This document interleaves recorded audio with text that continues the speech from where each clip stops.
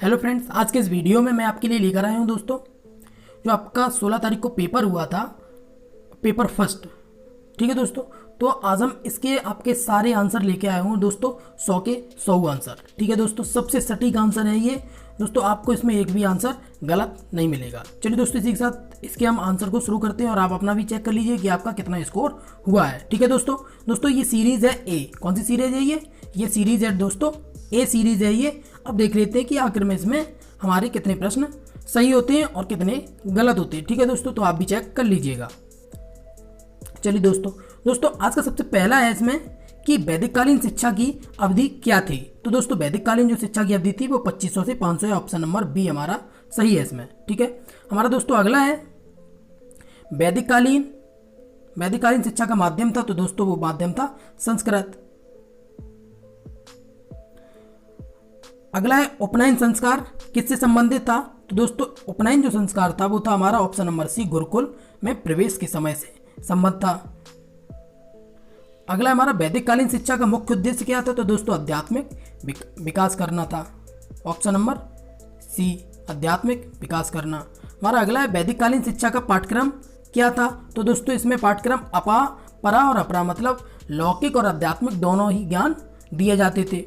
हमारा अगला है दोस्तों प्राचीन शिक्षा का केंद्र।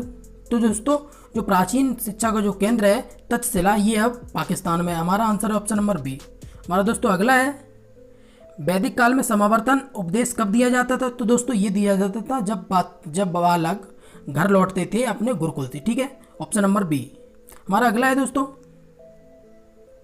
एक मिनट, अगला है बौद्धकालीन की जो अवधि है वो क्या है दोस्तों, वो 500 से 1200। आंसर है हमारा ऑप्शन नंबर ए, 500 से 1200। हमारा अगला है दोस्तों बौद्ध काल में शिक्षा का माध्यम क्या था। तो दोस्तों पाली भाषा था। हमारा अगला है दोस्तों प्रवज्जा संस्कार किससे संबंधित था। तो दोस्तों बौद्ध काल से। अगला है मठ एवं बौद्ध विहार शिक्षा के केंद्र थे। तो दोस्तों ये प्राथमिक और उच्च शिक्षा दोनों के केंद्र थे। हमारा अगला है दोस्तों बौद्ध काल के विद्यार्थी को किस नाम से जाना जाता था। तो दोस्तों सामनेर या श्रामणेर नामक नाम से जाना जाता था। हमारा अगला है दोस्तों बौद्धकालीन शिक्षा का मुख्य उद्देश्य क्या था। तो इसमें था निर्वाण की प्राप्ति करना।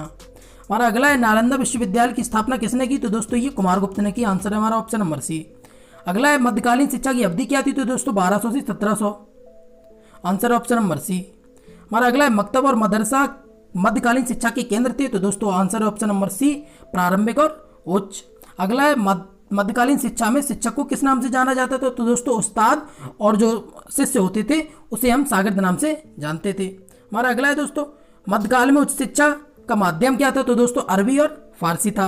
हमारा अगला है मध्यकालीन शिक्षा को शैक्षिक विकास की दृष्टि से क्या कहा जाता है। तो दोस्तों इसे अंधकार युग कहा जाता है, क्योंकि इसमें कुछ खास विकास नहीं हुआ था शिक्षा के क्षेत्र में, तो इसलिए इसे अंधकार युग के नाम से हम जानते हैं। ठीक है दोस्तों, इसका आंसर है ऑप्शन नंबर सी।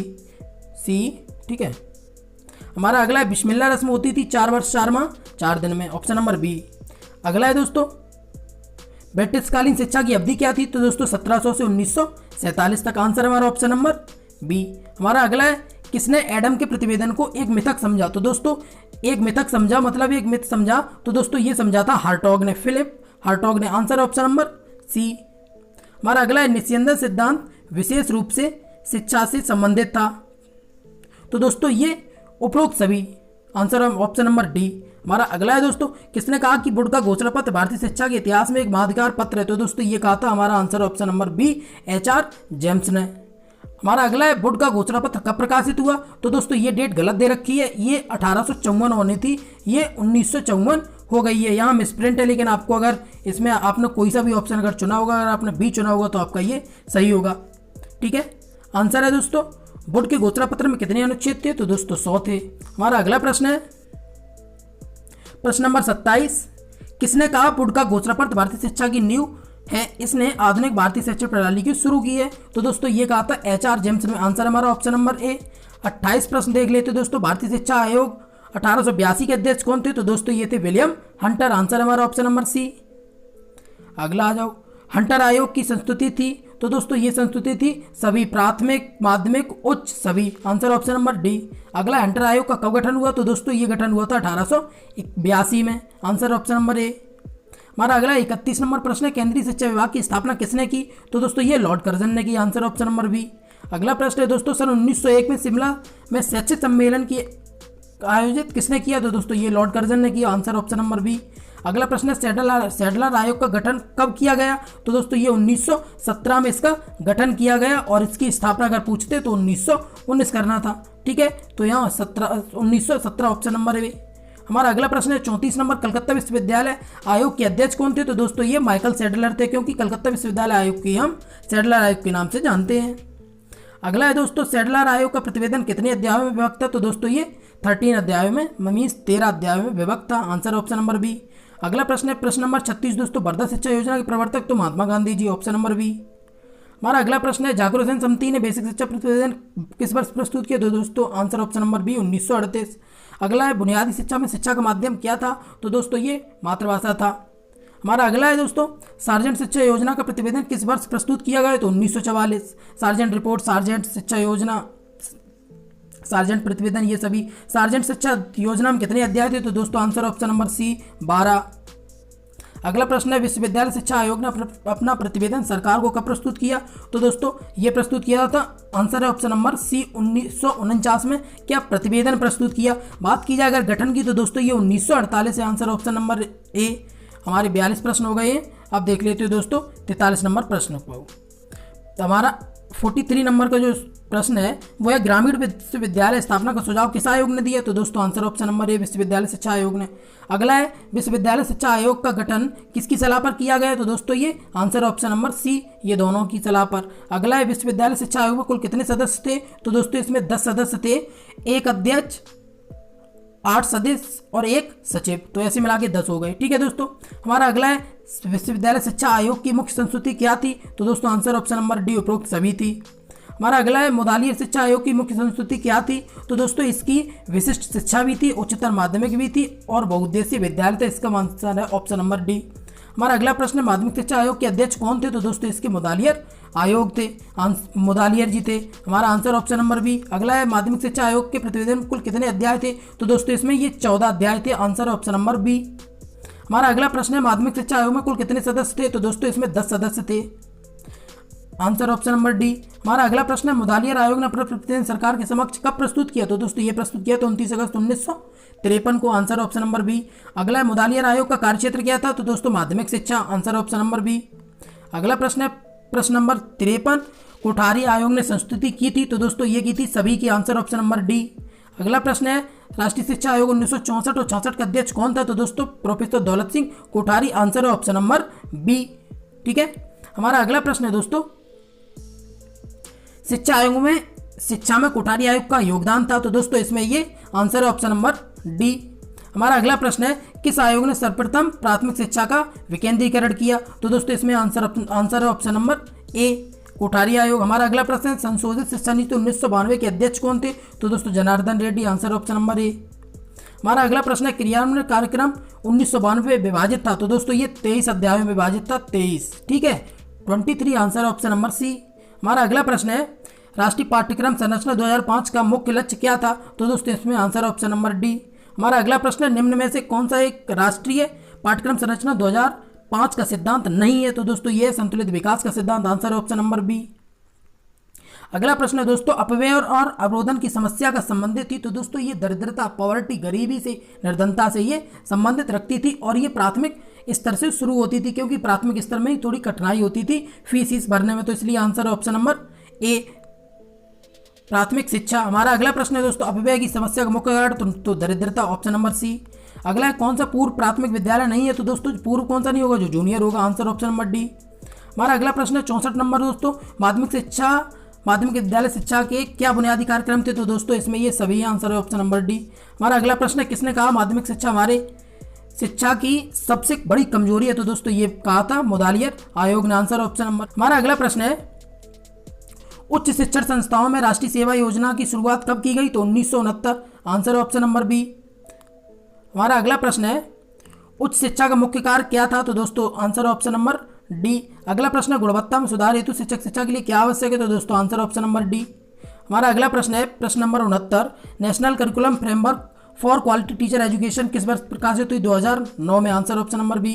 अगला प्रश्न है राष्ट्रीय प्रौढ़ शिक्षा परिषद की स्थापना कब हुई? ऑप्शन नंबर बी 1969 में। हमारा अगला है राष्ट्रीय साक्षरता मिशन की शुरुआत कब हुई? 1988 में, आंसर ऑप्शन नंबर सी। अगला प्रश्न है राष्ट्रीय मुक्त विद्यालय शिक्षा संस्थान की स्थापना कब हुई? तो दोस्तों ये हमारा आंसर है ऑप्शन नंबर ए 1990। अगला है दोस्तों इंदिरा गांधी राष्ट्रीय मुक्त विद्यालय की स्थापना कब हुई? 1985, आंसर है ऑप्शन नंबर बी।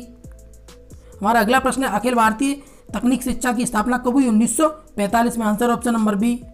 हमारा अगला प्रश्न है एससीईआरटी का कार्यालय उत्तर प्रदेश में कहाँ स्थित है? लखनऊ में, ऑप्शन है आंसर ऑप्शन नंबर बी। हमारा अगला प्रश्न है दोस्तों 76 नंबर प्रश्न, एनसीईआरटी का कार्यालय कहाँ स्थित है? तो दोस्तों नई Delhi, answer option number A. अगला है नेक का मुख्य कार्य है? तो दोस्तों ये दोनों कार्य, आंसर होगा ऑप्शन नंबर सी। हमारा अगला प्रश्न है सन 1900 में प्राथमिक स्तर पर न्यूनतम अधिगम स्तर को तय करने के लिए बनाई गई समिति? तो दोस्तों ये थी प्रोफेसर RH दवे समिति थी, आंसर हमारा ऑप्शन नंबर बी।